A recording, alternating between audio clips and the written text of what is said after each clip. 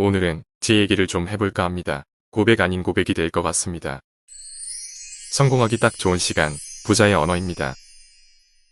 저는 스스로 제 자신에 대해 잘 알고 있다고 생각했습니다.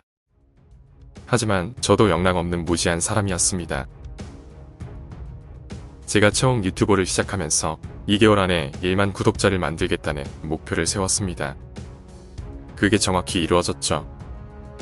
그 근래 열심히 끌어당김을 하던 것들이 차근차근 잘 이루어졌던 것 같습니다. 제가 목표를 세우고 제대로 상상하면서 끌어당김을 했던 것들이 정말로 잘 이루어지니까 신기하기도 하면서 약간의 교만함이 싹트고 있었습니다. 유튜브 생각보다 엄청 어려운 건 아니네 생각도 들었으니까요. AI로 목소리를 하는 이유는 쉽게 만들려기보다는 제 나름대로 어떤 목적이 있기 때문입니다. 사실 AI로 하면 설명하는 영상은 정말 애를 먹습니다. 실제 말하는 뉘앙스가 잘 전달이 안 되거든요. 목적이 있어서 아직 고수하고 있긴 합니다. 어쨌든 유튜브라는 것이 엄청 어려운 것은 아니었구나. 역시 경험해보는 게 최고다 라는 생각이 들었습니다. 3달 정도까지는 정말 신기하기도 하고 재미있었습니다. 제가 만든 영상에 달리는 댓글이 정말 너무 고맙고 칭찬을 받을 때마다 하루 종일 기분이 좋았습니다. 댓글과 좋아요, 그 반응들에 제 하루 기분이 왔다 갔다 하기 시작했습니다. 처음에는 목표를 이루겠다고 달리다가 점점 댓글에 제 마음이 요동을 쳤습니다. 내가 이렇게 나약한 사람이었나 하는 생각이 들었습니다. 4달째 접어드니 슬슬 비교를 하기 시작했습니다. 어떤 채널이랑 비슷하다 라는 댓글 하나에 휘둘려 하루 종일 기분이 다운돼 버렸습니다. 혹여나 다른 동영상을 참고하면 내용 중복되는 것을 인위적으로 빼고 넣고를 반복할까봐 잘 찾아보지 않았습니다. 그런데도 그런 말이 나오니 약간 기분이 상했습니다. 제가 여러분에게는 남들 말에 휘둘리지 마라 해놓고 정작 제가 계속 휘둘리고 있던 것입니다. 그리고는 제 영상을 따라한 사람들이 눈에 보일 때마다 자꾸 신경이 쓰였습니다. 물론 그 사람들보다는 내가 앞서 나간다. 나를 이길 수 없다. 라는 생각을 하고 그렇게도 말씀드렸지만 그런 사람들이 계속 늘어날 때마다 자꾸 내가 피해를 입는 느낌이 들었습니다. 그러면서 나와 비슷한 내용을 올리거나 중복된 표현을 많이 하는 사람들을 모두 막아내기 시작했습니다. 그럴 때마다 제 마음이 안 좋아지는 것을 느꼈음에도 그냥 보기 싫다는 이유로 채널을 막아버렸습니다. 그러면서 점점 저의 초심을 잃어가고 있었습니다. 하나하나 소중하던 댓글이 고마운 것은 여전했지만 댓글 달리는 개수에 집착하게 되었습니다. 어떤 영상은 정말로 내용이 괜찮다고 생각했는데 좋아요가 없고 조회수도 안 나와서 시무룩해지기도 했습니다. 제 안중에 점점 더 읽어주는 사람보다는 읽지 않는 사람들이 집중되기 시작한 것입니다. 댓글을 달아주는 사람보다는 댓글을 달지 않는 사람에게, 좋아요를 누른 사람보다는 누르지 않는 사람에게, 구독을 누르는 사람보다는 구독을 하지 않는 사람들에게 시선이 계속 반대로 가고 있었습니다. 쉽게 구독자를 모은 것 같은 채널은 괜히 싫어지기도 했습니다. 그런데 제가 그렇게 변하고 있다는 것을 전혀 인지하고 있지 못했습니다. 그런 마음이 쌓이는 중간에 계속해서 좋지 않은 일만 일어났습니다.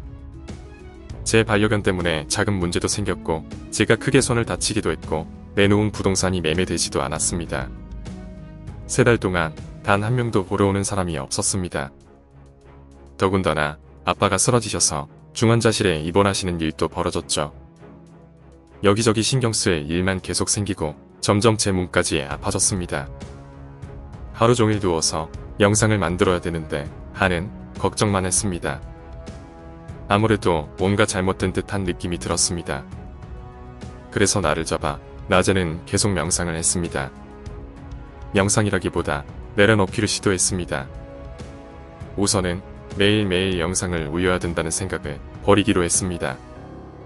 그런 명상으로 조금은 나아졌지만 그래도 몸은 계속 아프고 마음도 편하지 않아 길을 나섰습니다. 밤길을 2시간 정도 걸은 듯 합니다. 그때 차근차근 4달 동안을 돌아봤습니다. 모든 문제가 하나의 마음에서 일어났음을 깨달았습니다. 그것은 바로 질투였습니다. 저는 제가 질투심이 없는 사람이라고 생각하며 살아왔습니다. 그 사람은 그 사람이고 나는 나다 라는 그런 생각을 갖고 사는 사람이었다고 자부했습니다.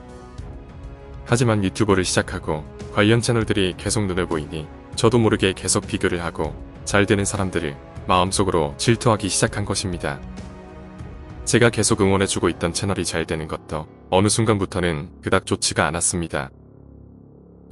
나에게도 질투란 게 있었구나. 그것도 아주 심한 질투심을 가지고 있었구나. 비교를 하다 못해 질투하고 그게 심해지다 보니 나를 알지도 못하는 사람까지 미워하게 된 것입니다. 제가 이렇게도 미약한 사람이라는 것을 이번에 정말 크게 깨달았습니다. 자신의 마음도 다스릴 수 없는 그런 제가 여러분에게는 마음을 넓게 써라. 그릇을 키워야 한다. 라고 말씀드리고 있었던 것입니다. 머리를 한 대 쥐어박은 느낌이 들었습니다. 그 질투심은 저를 점점 더 힘들게 했고 아무것도 할 수 없을 정도로 몸을 아프게 했습니다. 모든 주변 상황까지 나쁘게 만든 것입니다. 그것을 알아차리고 집에 와서 모든 채널 차단을 해제했습니다.